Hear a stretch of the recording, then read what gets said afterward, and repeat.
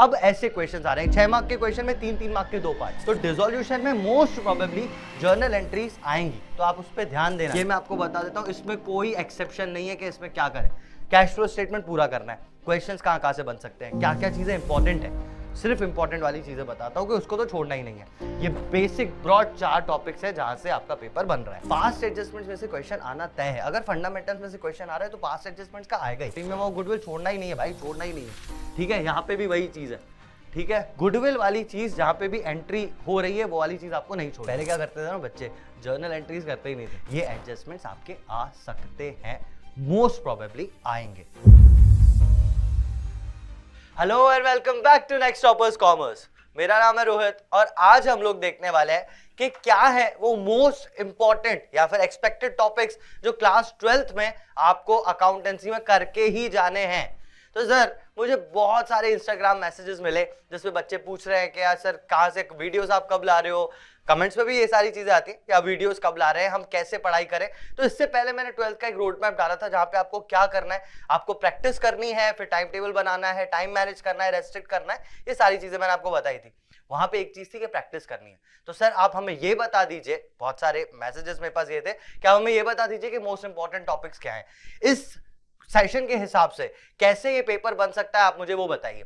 तो उसी चीज के साथ हम लोग आज आपके साथ यहाँ पे है, जिसमें मैं आपको बताऊंगा कि क्या मोस्ट इंपॉर्टेंट टॉपिक्स है कि भैया वो आपको करके ही जाने हैं, या फिर मैं सीधा बोलूं कि ऐसे टॉपिक्स जहां से पेपर आ सकता है या आएगा, ठीक है। अच्छा एक और चीज मुझे आप लोगों को बोलनी थी कि यार इंस्टाग्राम पे मुझे बहुत सारे मैसेजेस आते हैं और जितना हो सकता है मैं उनका रिप्लाई करता चला जाता हूं, लेकिन कभी कभी मैसेजेस ही ऐसे आ जाते हैं कि मैं यार क्या रिप्लाई करूं। जैसे आता है कभी hello sir what are you doing, how are you.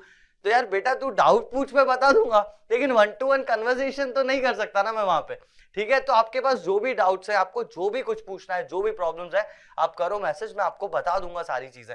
लेकिन थोड़ा समझ रहे हो ना बात को, हेलो हाय और ये सब तो वहां नहीं चल सकता। तो चलिए सर हम देखते हैं कि क्लास 12th अकाउंटेंसी में मोस्ट इंपॉर्टेंट हमारे पास क्या क्या है, क्या क्या मार्क्स डिस्ट्रीब्यूशन है, वो सारी चीजें अपन यहाँ पे देखने वाले हैं। मोस्ट इंपॉर्टेंट टॉपिक्स, पेपर तो यहीं से ही आएगा जो टॉपिक्स हम लोग बताने वाले हैं। अब ध्यान से सुनना। देखो पहले तो अपन सिलेबस ओवरव्यू की बात करें तो आपके पास मस्त सी 3 बुक्स हैं, ठीक है। क्या क्या वेटेज है, कैसा क्या चल रहा है, वो सारी चीजें आप देख लो। पार्टनरशिप जो है ऑन एन एवरेज 36 मार्क्स का आएगा आपके पास, ठीक है। Company accounts 24 marks, financial statements of a company 12 marks और कैश फ्लो अकेला 8 मार्क का टॉपिक है। ये बेसिक ब्रॉड 4 टॉपिक्स है जहां से आपका पेपर बन रहा है। एक एक टॉपिक को डिटेल में देखते चले जाएंगे भाई, अच्छे से स्क्रीनशॉट्स लेते हुए चलना, कहां से क्या क्वेश्चंस बन सकते हैं वो सारी चीजें मैं आपको यहाँ पे बताने वाला हूं, ठीक है। सबसे पहली चीज पे आते हैं पार्टनरशिप पे। तो भाई पार्टनरशिप में हमारे पास जो भी चैप्टर्स हैं लाइन से ध्यान से सुनते चले आना। फंडामेंटल्स ऑफ पार्टनरशिप सबसे पहली चीज, सर इसमें से क्या क्या आ सकता है, क्या इंपॉर्टेंट टॉपिक्स है। तो पहले तो ये समझ कि 3 से 4 मार्क का एक क्वेश्चन यहां से बनता है। ऑन एन एवरेज पूरा फंडामेंटल्स ऑफ पार्टनरशिप 10 से 12 मार्क्स का है, ठीक है। तो यहां से कुछ एक क्वेश्चन 3 से 4 मार्क्स में बनते हैं, जिसमें आपसे क्या पूछा जाता है फंडामेंटल्स ऑफ पार्टनरशिप में, प्रॉफिट एंड लॉस अप्रोप्रिएशन। उसमें कौन कौन सी चीजें मोस्टली बहुत ज्यादा इंपॉर्टेंट है। तो यार देख कभी कभी इंटरेस्ट ऑन ड्राइंग की कैलकुलेशंस आ जाती है, ठीक है, क्योंकि वहां पे आपको ईयर नहीं दिया हुआ रहता, पर एनम नहीं लिखा हुआ होता, वो वाली चीजों पे आपको ध्यान देना है। और क्या ध्यान देना है कि आपका वो मैनेजर्स कमीशन, ठीक है, कमीशन वाले क्वेश्चंस पे आप ध्यान दे रहा, वहां से 3-4 मार्क्स, मतलब 3-4 मार्क का कोई क्वेश्चन वहां से आपका बन जाएगा। उसके अलावा पास्ट एडजस्टमेंट्स में से भी एक 3-4 मार्क्स का बन सकता है। पास्ट एडजस्टमेंट्स में बहुत सारी एडजस्टमेंट्स है, सारी एडजस्टमेंट्स, कभी कभी तो पास्ट एडजस्टमेंट्स इतना इंपॉर्टेंट टॉपिक है, लाइक इसको आप छोड़ना ही मत। पहली बात तो कभी कभी इसमें 2 से 3 एंट्रीज वहां पे करके और आपको वहां से एडजस्टमेंट एंट्री वहां से पूछ लेते हैं आपसे, ठीक है। पास्ट एडजस्टमेंट्स में से क्वेश्चन आना तय है। अगर फंडामेंटल्स में से क्वेश्चन आ रहा है तो पास्ट एडजस्टमेंट्स का आएगा ही, पहले से आता हुआ आ रहा है, आएगा ही, ठीक है। बिल्कुल भी पास्ट एडजस्टमेंट्स को आपको नहीं छोड़ना है, ठीक है। उसके बाद आता है profit and loss appropriation, capital account, current account with guarantee, ठीक है, with guarantee of a partner. Partner को जब आप गारंटी देते हो, फर्म गारंटी दे रही है पार्टनर को कि इतना प्रॉफिट मिनिमम देंगे, या पार्टनर दे रहा है गारंटी फर्म को, वो वाली सारी चीजें भी आप इसमें देखना। एक और चीज मैं बता दूं, प्रॉफिट जो पास्ट एडजस्टमेंट्स आप कर रहे हो वहां पे जब आप क्वेश्चंस की प्रैक्टिस कर रहे हो तो आप पूरा फॉर्मेट बना के उस चीज को करना, कहीं पे भी ऊपर ऊपर से देखने की कोशिश मत करना। हैंड रिटन प्रैक्टिस पार्टनर पास एडजस्टमेंट है उसकी होनी चाहिए आपके पास, ठीक है। वैसे तो आज मैं जितना भी बताने वाला हूँ ना उसमें पूरे में आपको सिर्फ ऊपर ऊपर से कुछ नहीं देखना, आपको पूरी प्रैक्टिस करनी है। I am here to discuss most important topics के यहाँ से तो क्वेश्चंस बन ही रहे हैं। कहाँ से बता रहा हूँ, ऑलरेडी सैंपल पेपर्स हैं मार्केट में, वहां से मैंने देखी है ये सारी चीजें, हमने बहुत सारे सैंपल पेपर्स डिस्कस भी किए हैं ऑफलाइन, तो वो वाली सारी चीजों के हिसाब से मैं आपको वो सारी चीजें बता रहा हूँ। गुडविल 3 मार्क का क्वेश्चन बेटा आता है मोस्ट प्रोबेबली। क्या सबसे ज्यादा इंपॉर्टेंट है, तो है तो 4 मेथड्स, लेकिन अगर वहां पे आप सुपर प्रॉफिट और कैपिटलाइजेशन ऑफ सुपर प्रॉफिट को देख रहे हो तो वहां से मतलब प्रोबेबिलिटी है कि एक क्वेश्चन आ सकता है इस वाले एग्जाम में। Change in PSR, change in profit sharing ratio में क्या है सर, तो जर्नल एंट्री, कौन सी जर्नल एंट्री, एडजस्टमेंट एंट्री आएगी आपके पास मोस्टली। जब भी आप एडजस्टमेंट एंट्री वाली चीजें देख रहे हो वो वाली चीजें आप थोड़ा सा ध्यान से देखना, ठीक है। वो वाले क्वेश्चंस को अच्छी तरह प्रैक्टिस करना, सिंगल एडजस्टमेंट जहां पे आपको करना रहेगा, सारी चीजों का इफेक्ट देके सिंगल एडजस्टमेंट, ठीक है, वो वाली चीज आप देखना। एडजस्टमेंट ऑफ कैपिटल जरूर देखना, नए मतलब पार्टनर्स के बेसिस पे जब चीजें चेंज होती हैं, जब पार्टनर एक तरीके से फिक्स कर लेते हैं कैपिटल और उस रेशो में बांटते हैं अपनी कैपिटल्स को, कैश इन कैश आउट करते हैं, ये वाली चीज आप जरूर यहाँ पे देख लेना, ठीक है। तो ये दोनों चीजें यहाँ पे इंपॉर्टेंट है, 4 मार्क के आसपास का क्वेश्चन इसमें बन सकता है आराम से। Then the most important admission. अच्छा मैं एक चीज बता रहा हूं, मैं बहुत ब्रॉडली बता रहा हूं, अगर आपको चाहिए ना कि सर यार सुपर प्रॉफिट मेथड में से क्या क्या बन सकता है वो भी बता दो, कि एक आध क्वेश्चन टाइप का बता दो कि कैसा जा रहा है, तो आप कमेंट्स में मुझे बता दो, मैं आपको और डिटेल में बता पाऊंगा कि क्या चीजें आएंगी। जैसे मैंने यहाँ पे आपको बताया पास्ट एडजस्टमेंट्स, तो पास्ट एडजस्टमेंट्स में भी सैंपल पेपर्स में क्या क्या चीजें अभी और ऐड हुई है ना, कि कैसे वो क्वेश्चन बन रहा है, कौन कौन से एलिमेंट्स उसमें है, ये सारी चीजें भी मैं आपको बता दूंगा अगर आप चाहो तो। बाकी ब्रॉडली तो मैं आपको वैसे ही सारी चीज बता रहा हूं, आप कमेंट कर देना कि sir we require the topics to be covered, ठीक है, क्या एडजस्टमेंट्स हैं आपको वो भी चाहिए, आप बिल्कुल कमेंट में लिखो अच्छे से, मैं आपको वो वाली चीजें भी बता दूंगा नेक्स्ट वीडियोस में। अभी मैं आपको ब्रॉडली सारे टॉपिक्स बता रहा हूं जो मोस्ट इंपॉर्टेंट है, करने ही है, छोड़ना ही नहीं है उनको। ओके, एडमिशन की बात करते हैं, तो एडमिशन में से ऑन एन एवरेज 10 मार्क्स का आता है, तो 3 से 4 मार्क का एक क्वेश्चन बनेगा, 6 मार्क का एक क्वेश्चन बनेगा। 6 मार्क में मोस्टली पूरा पूरा बड़ा सा क्वेश्चन बनता है जो रिवैल्यूएशन अकाउंट, पार्टनर्स कैपिटल आपको वहां पे बनाना पड़ेगा, सुनना ध्यान से इसमें। एडजस्टमेंट ऑफ कैपिटल बहुत इंपॉर्टेंट है, यहां पे भी रिटायरमेंट में भी एडजस्टमेंट ऑफ कैपिटल नए पार्टनर के बेसिस पे बहुत ज्यादा इंपॉर्टेंट है, इस चीज को मत छोड़ना, ठीक है। तो यहां से एक बड़ा क्वेश्चन बन जाएगा। अगर छोटी सी बात करूं तो प्रीमियम ऑफ गुडविल, जब पार्टनर ला रहा है, पार्टनर गुडविल ला रहा है, पार्टनर गुडविल नहीं ला रहा है, तो क्या करेंगे, उनकी जर्नल एंट्रीज, इस पे आप खासा ध्यान रखना, इसकी जर्नल एंट्रीज के छोटे छोटे क्वेश्चंस बन सकते हैं। और एक और बात कि यार पहले क्या होता था कि लॉन्ग क्वेश्चन ज्यादा आते थे, अब क्या कर रहे हैं कि बहुत सारे क्वेश्चंस दे रहे हैं, मतलब एक लॉन्ग क्वेश्चन में भी पार्ट्स, एक पार्ट ए पार्ट बी, तो अब ऐसे क्वेश्चंस आ रहे हैं 6 मार्क के क्वेश्चन में 3-3 मार्क के 2 पार्ट्स, तो अब ये पैटर्न है, ठीक है। ध्यान रखना कि बड़े क्वेश्चंस प्रैक्टिस कर रहे हैं वो कैश फ्लो में करेंगे, ठीक है। यहां पे आपको इंडिविजुअली चीजों पे थोड़ा सा ज्यादा ध्यान देना है। ओके, मैंने यहाँ पे आपको बता दिया क्या है। रिटायरमेंट में देखें तो जैसा एडजस्टमेंट होता है मोस्टली तो वैसा ही कुछ आता है, अलग क्या है, तो सर मैंने गुडविल की जर्नल एंट्री जैसे मैंने यहाँ पे लिखा है ना, प्रीमियम ऑफ गुडविल छोड़ना ही नहीं है भाई, छोड़ना ही नहीं है, ठीक है। यहाँ पे भी वही चीज है, ठीक है, गुडविल वाली चीज जहां पे भी एंट्री हो रही है वो वाली चीज आपको नहीं छोड़नी है। दूसरी चीज रिवैल्यूएशन, वहां पे भी एडजस्टमेंट ऑफ कैपिटल जैसा मैंने यहाँ पे आपको बताया वहां पे भी वो चीज है। एक्स्ट्रा क्या है, तो प्रॉफिट कैलकुलेशन, छोटा क्वेश्चन बन सकता है 3 से 4 मार्क में, सिर्फ profit calculation of the retiring partner, ठीक है। तो उन चीजों को आप अच्छे से यहाँ पे देख लेना, कैसे क्या होगा चाहिए, मैं अगेन बोल रहा हूँ कि कमेंट में लिख दो तो मैं और डिटेल में इस चीज को बना लूंगा, अभी मैं ब्रॉडली बता रहा हूँ। डेथ में executor account, sir executor account में क्या, तो सर एग्जीक्यूटर का लोन अकाउंट बनता है अपने पास, अपन लोन अकाउंट ना बोल के लोन अकाउंट अपन रिटायरमेंट में बोलते हैं, लेकिन लोन अकाउंट में लोन अकाउंट जैसा ही है एग्जीक्यूटर अकाउंट। यहाँ पे एक चीज मैं बता देता हूँ, पहले क्या होता था, मतलब एक साल या 2-3 साल का आ जाता था, साल भर की होती थी, लेकिन अभी ये ऐसा नहीं हो रहा है। एग्जीक्यूटर को ऑन एन एवरेज बीच में पे कर रहे हैं, या तो फिर 3 मंथ 6 मंथ्स ऐसे पे कर रहे हैं, ऐसे क्वेश्चंस भी हैं, ठीक है। तो ये देख लेना कि भाई एग्जीक्यूटर को कैसे अपन पे कर रहे हैं, ठीक है, कितने कितने इंटरवल्स पे अपन पे कर रहे हैं, तो ये सारी चीजें एग्जीक्यूटर की जो भी चीजें हैं वो वाली चीजों पे आप ध्यान देना, एग्जीक्यूटर अकाउंट अच्छे से ध्यान देना डेथ में, ठीक है। मोस्टली तो वो रिटायरमेंट जैसा ही चलता है, लेकिन इस वाली चीज पे आपको खासा ध्यान रखना है एग्जीक्यूटर के अकाउंट पे, ठीक है। इसके बाद आते हैं डिसोल्यूशन पे। तो डिसोल्यूशन में सर देखो क्या है कि पहले क्या करते थे ना बच्चे, जर्नल एंट्रीज करते ही नहीं थे, लाइक उनको लेजर अकाउंट्स ही बनाने रहते थे पूरे 12th में, तो साला 11th में तो जर्नल आती थी, अब 12th में जर्नल आता ही नहीं था कुछ, ठीक है, सीधा सीधा सा वो क्या बोलते हैं शेयर कैपिटल वाला चैप्टर जर्नल में आ जाता था, तो यहाँ पे बच्चा कभी भी जर्नल ज्यादा ध्यान नहीं देता था, इसलिए इन्होंने पैटर्न चेंज करके जर्नल डालना शुरू कर दिया।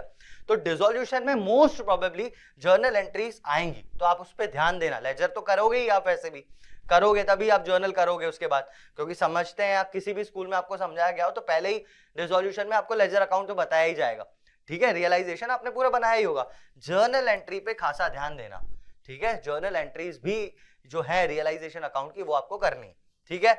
Realisation expenses borne by partner जो चीजें होती हैं इस पे थोड़ा ज्यादा चीजें आपकी आ सकती हैं, कैसे एडजस्टमेंट्स आएंगे मैं वो बता रहा हूं, ठीक है।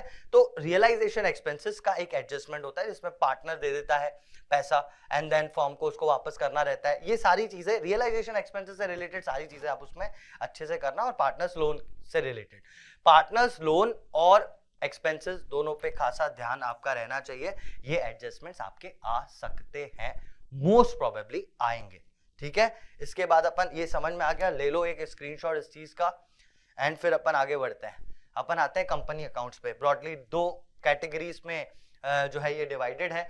अब देखो यार, कंपनी अकाउंट्स में जब आप जाओगे ना तो एक फुल फ्लेजेड क्वेश्चन तो आएगा ही, ठीक है, मतलब आप इसको फुल स्टोरी के फुल फ्लेजेड इसके हिसाब से तो करना है, मतलब पूरा का पूरा क्वेश्चन तो करना ही है, जिसमें आपका पूरा इशू हो रहा है, फिर फॉरफीचर हो रहा है, फिर री इशू हो रहा है, ये पूरे पूरे तो आपको करने ही है। यहाँ पे अगर मैं देखूं तो सबसे ज्यादा उसमें इंपॉर्टेंट क्या रहेगा, मैंने आपको बोला कि बाइफरकेटेड आ रहे हैं अभी, ठीक है, मतलब अलग अलग, एक 6 मार्क्स में 3-3 मार्क्स के दो, तो सर प्रोराटा अलॉटमेंट जो है ना वो ज्यादा इंपॉर्टेंट बन जाता है। एक और चीज मैं बता देता हूं, री इशू एंड कैपिटल रिजर्व, ठीक है, री इशू और कैपिटल रिजर्व की एंट्रीज हैं अलग से, वो जरूर कर लेना, 3-3 मार्क्स में अच्छी तरह आ सकती हैं और सिंपल भी रहती है क्योंकि आपको आगे से पूरा कैलकुलेशन नहीं करना पड़ता, तो इस चीज पे खासा ध्यान देना, छोटे क्वेश्चंस यहां से बन जाएंगे। जब भी आप बड़े क्वेश्चंस कर रहे हो, बड़े क्वेश्चंस करो ही वो जिसमें फॉरफीचर री इशू दोनों हो, फॉरफीचर री इशू दोनों हो, वही क्वेश्चंस को करना मोस्टली प्रैक्टिस, वहां से आपके क्वेश्चंस आ सकते हैं। कुछ क्वेश्चंस हमने ऐसे देखे जहां पे आपको बैलेंस शीट बनानी पड़ रही है या फिर बैलेंस शीट से उठा के आपको ये करना पड़ रहा है, क्या बोलते हैं कि कौन कितने कॉल्स एंड अरियर्स हैं, और ये सारी चीजें आपको बैलेंस शीट के एक्सट्रैक्ट से देखनी है। तो सर ये सैंपल पेपर में नई नई चीजें ऐड हुई हैं, इन चीजों पे आप थोड़ा सा ज्यादा ध्यान देना, ठीक है। जब अपने को एक्सट्रैक्ट दिया हुआ है उससे अपने को कॉल्स एंड अरियर्स वगैरह फाइंड आउट करने हैं। चलो ठीक है, यहां तक समझ में आ गई बात। अब आते हैं इशू ऑफ डिबेंचर्स पे। इशू ऑफ डिबेंचर्स में debentures issued other than cash एक बहुत ही ज्यादा इंपॉर्टेंट पार्ट बन जाता है। Debentures issued other than cash, जब अपन डिबेंचर्स पार प्रीमियम या डिस्काउंट पे इशू करते हैं, वो वाली चीजें बहुत ज्यादा इंपॉर्टेंट है, खास ध्यान देना, और वो सारी एंट्रीज को तो खत्म कर ही लेना। इसके बाद आता है debentures issued as collateral security, उसका एडजस्टमेंट क्या होता है, छोटा क्वेश्चन यहां से बन सकता है, ठीक है, इन दोनों में से छोटे क्वेश्चंस बन सकते हैं। फिर आता है प्रीमियम ऑन रिडम्पशन, ठीक है, प्रीमियम ऑन रिडम्पशन कैसा भैया, वो loss on issue of share कैसा, debenture sorry loss on issue of debenture क्या होता है, कैसे होता है, डिस्काउंट पे अगर इशू करते हैं तो वो सारी चीजें, प्रीमियम ऑन रिडम्पशन वाली चीजें बहुत ज्यादा इंपॉर्टेंट है डिबेंचर में, ठीक है, बहुत ज्यादा बहुत ही ज्यादा, मतलब इस चीज को आपको छोड़ना है। वैसे तो मैं जितना बता रहा हूं उसमें से कुछ भी नहीं छोड़ना है भाई। देख एक बात बताऊं, जितने मैं टॉपिक्स बता रहा हूं अभी आपको लग रहा होगा सर सब तो कवर कर दिया, भाई बुक खोल देख कितना बताया है वहां पे और मैं कितना बता रहा हूं, सब कवर नहीं कर रहे हैं अपन यहाँ पे, ये मोस्ट इंपॉर्टेंट टॉपिक्स हैं, ये तो करके ही जाने हैं आपको, इसमें कोई भी बिल्कुल कोई एक्सेप्शन नहीं है कि इसमें से भी कुछ छोड़ना है, ठीक है। यहाँ पे जितना भी चीजें लिखी हुई है ये सारी चीजें आपको अच्छे से करनी है, प्रीमियम ऑन रिडम्पशन अच्छे से ध्यान देके कर लेना। इसके बाद आते हैं अपन financial statements of the company, आपकी तीसरी बुक। इस बुक में देखो क्या क्या चीजें, ध्यान से सुनना, बहुत ज्यादा इंपॉर्टेंट है ये क्योंकि थ्योरेटिकल पार्ट इसमें से आ जाता है। फाइनेंशियल स्टेटमेंट्स पहला, इसमें भाई आपको बैलेंस शीट का और प्रॉफिट एंड लॉस का फॉर्मेट है, तो भाई बैलेंस शीट का फॉर्मेट रटना है अच्छे से, पूरा फॉर्मेट रख देना है। क्यों रटना है, ताकि आपका हेड और सब हेड क्लियर हो जाए। एक फ्री के 3 मार्क्स मिलते हैं यार उसमें, फ्री के 3 मार्क्स, तो हेड और सब हेड आपको पता होना चाहिए चीजों के, ठीक है। आप एक बार उठाओ बैलेंस शीट, चिपका दो कहीं पे और उसको अच्छे से लर्न आउट कर लो। हेड एंड सब head format of balance sheet आपको याद करना है, जिसमें से ये, इसमें से भी हेड एंड सब हेड में से भी मैं एक और चीज बताता हूं कि हो सकता है कैपिटल वाली चीजें ज्यादा आए, कि कैपिटल में क्या क्या चीजें आ रही हैं, पेड अप कैपिटल, ये कैपिटल वो कैपिटल, हो सकता है ये वाली चीजें ज्यादा आ जाए कि ये कहां पे आती हैं, ठीक है, ध्यान देना इस चीज पे। इसके बाद आता है प्रॉफिट एंड लॉस अकाउंट, तो उसमें मैं 2 ही एडजस्टमेंट आपको बताता हूँ, चेंज इन इन्वेंट्री के एडजस्टमेंट्स होंगे वहां पर, और दूसरा होगा कॉस्ट ऑफ मटेरियल कंज्यूम। जब आप पढ़ोगे आपने देखा है वहां पे ये चीजें हैं, इन चीजों को थोड़ा सा ज्यादा ध्यान देना। ऑन एन एवरेज 2 से 4 यानी 2 या 4 मार्क्स का कोई क्वेश्चन इसमें से बनेगा, इंपॉर्टेंट है लेकिन इजी है, वहां पे स्कोरिंग बहुत ज्यादा इजी है आपके मार्क्स की।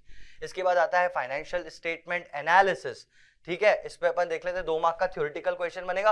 यार पता है इसमें है कुछ नहीं ज्यादा, पूरा का पूरा थ्योरेटिकल चैप्टर है, बुलेट पॉइंट्स तो आप याद कर ही लेना, लेकिन एक डिफरेंस है वर्टिकल और हॉरिजॉन्टल का,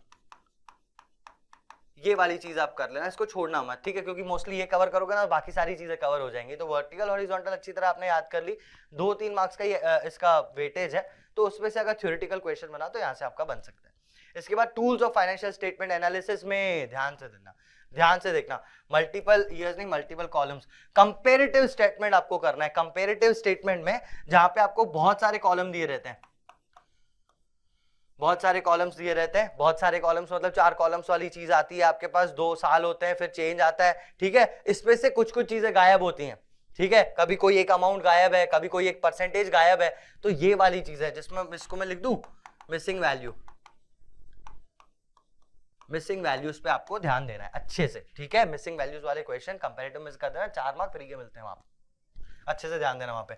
रेशोस, तो देखो रेशोस जो है तो इंपॉर्टेंट, आप सिर्फ क्या करते हो ना, आप सिर्फ फॉर्मूले पढ़ के जाते हो, तो वो मत करना भाई, फॉर्मूले पढ़ के मत जाना, सिर्फ फॉर्मूले तो याद करने ही है ना, लेकिन 2-3 चीजें हैं, जैसे कैपिटल एम्प्लॉयड वहां पे कैसे निकल रहा है, दोनों साइड से अलग, एसेट साइड से भी निकल सकता है, लायबिलिटी साइड से भी निकल सकता है, कैपिटल एम्प्लॉयड पे खासा ध्यान देना, ठीक है, क्योंकि वहां से वो क्वेश्चंस हमेशा बन ही जाते हैं, कहीं ना कहीं कैपिटल एम्प्लॉयड आ ही जाएगा, तो वहां पे उस चीज पे आपको ध्यान देना है। मैंने यहाँ पे लिखा है, हाँ, कैपिटल एम्प्लॉयड पे आपको ध्यान देना है। प्रॉफिटेबिलिटी टर्नओवर रेशियो ज्यादा इंपॉर्टेंट होते हैं, बाद में दिए हुए हैं तो आप उन पे बाद में जाते हो, लेकिन पहले वो करो भाई, ठीक है, प्रॉफिटेबिलिटी टर्नओवर इंपॉर्टेंट रेशियोज हैं, आप पहले वहां पे जाओ। आरओआई, रिटर्न ऑन इन्वेस्टमेंट, भाई बहुत इंपॉर्टेंट रेशियोज हैं, इनको छोड़ना ही नहीं है, थोड़े कठिन पड़ते हैं तो छोड़ देते हैं कि ये वाला छोड़ देते हैं बाकी कर लेंगे, क्यों, वो पहले करना है, ठीक है, तो ये यहाँ पे इंपॉर्टेंट है। 1 मार्क क्वेश्चंस के हिसाब से अगर मैं बताऊं तो इंक्रीज या डिक्रीज के करंट मतलब जैसे क्विक रेशियो दिया हुआ है कि यार फलानी चीज हुई तो क्विक रेशियो इंप्रूव होगा या नहीं होगा, ये वाली चीज है, यानी इंप्रूव होगा, इंक्रीज होगा या डिक्रीज होगा क्विक रेशियो, ये वाले क्वेश्चंस जो है इन पे भी आप थोड़ा सा ध्यान देना, थ्योरेटिकली वो वाले क्वेश्चंस वहां पे आ सकते हैं आपके पास, बहुत ज्यादा इंपॉर्टेंट है, ठीक है। आखिरी चीज cash flow statement, cash flow statement में मोस्टली तो 8 मार्क का है कैश फ्लो स्टेटमेंट पूरा का पूरा, तो अब इसमें भी ना बाइफरकेटेड अगर आया क्वेश्चन, पहले तो कैश फ्लो स्टेटमेंट आपको पूरा करना है, ये मैं आपको बता देता हूं, इसमें कोई एक्सेप्शन नहीं है कि इसमें क्या करें, कैश फ्लो स्टेटमेंट पूरा करना है। क्वेश्चंस कहां से बन सकते हैं, क्या क्या चीजें इंपॉर्टेंट है, सिर्फ इंपॉर्टेंट वाली चीजें बताता हूं कि उसको तो छोड़ना ही नहीं है। आपके पास एक प्रोविजन फॉर टैक्स अकाउंट आएगा, छोड़ना ही मत, अच्छे से करना, आता है एग्जाम में। जब अपन इन्वेस्टिंग एक्टिविटीज पे चलते हैं तो वहां पे आपको मशीनरी अकाउंट बनाने को आ जाता है, तो मशीनरी अकाउंट आप बनाते हो, फिर देखते हो कि सेल कितनी हुई है मशीन की, प्रॉफिट कितना निकला है, फिर आप इस चीज को एडजस्ट करते हो, भाई बहुत ज्यादा इंपॉर्टेंट है, ठीक है। आप जब ऑपरेटिंग एक्टिविटीज में जा रहे हो तो टैक्स और प्रोविजन फॉर टैक्स दोनों चीजें आपको अच्छे से करनी है। इन्वेस्टिंग एक्टिविटीज में आपने एसेट अकाउंट पे खासा ध्यान देना है। जब आप फाइनेंशियल पे जा रहे हो, फाइनेंसिंग एक्टिविटीज पे, तो डिविडेंड के कैलकुलेशंस कैसे हैं, डिविडेंड कहां कहां आ रहा है, ये वाली सारी चीजों पे आप ध्यान देना भाई, उसका भी अगर आप अकाउंट सीख रहे हो तो अकाउंट के थ्रू भी उस चीज को अच्छे से कर सकते हो, डिविडेंड को, ठीक है। तो ये सारी चीजें यहाँ पे इंपॉर्टेंट हैं। इसके अलावा क्या है सर, छोटे क्वेश्चन कैसे बनेंगे, तो छोटे क्वेश्चन कैसे बनेंगे वो आपके चैप्टर के स्टार्टिंग के इलस्ट्रेशंस और एग्जांपल्स में दिया हुआ है कि आपको क्लासिफाई करना रहता है किसी भी एक्टिविटी को, ऑपरेटिंग है, इन्वेस्टिंग है या फाइनेंसिंग है, ठीक है, वहां से आपका थ्योरेटिकल क्वेश्चन बनता ही है, आएगा वहां से भी, ठीक है। तो ये चीजें ऐसे करनी है, बाकी तो यार कैश फ्लो को आप पूरा करो ना, वही सबसे ज्यादा बेटर तरीका होता है इस चीज को करने का, इसका कोई शॉर्टकट नहीं है कैश फ्लो का। बाकी सारी चीजें जितना था मैंने आपको मिनिमलिस्टिक चीजें बता दी कि इतना तो करना ही है, these are the most important topics, ऐसा नहीं कि आपको बाकी कुछ नहीं करना, लेकिन ये सारी चीजें आपको अच्छे से करनी है, ठीक है। आई होप आपको समझ में आई होंगी कितनी सारी चीजें हैं इसमें, और ये मोस्ट इंपॉर्टेंट टॉपिक्स हैं, कुछ भी मत छोड़ना, और अगर पेन नहीं उठाया है तो उठाओ और करो ये सारी चीजें भाई, बहुत ज्यादा टाइम हो चुका है, you are just waiting and watching कि क्या होने वाला है, भाई निकल जाएगा ये पूरा time, don't waste your time, start studying right now, ठीक है। With all this prepare well, ठीक है, that was all from my side for today. मैं आपसे मिलता हूँ अगले लेक्चर में, तब तक के लिए have a nice day and bye bye.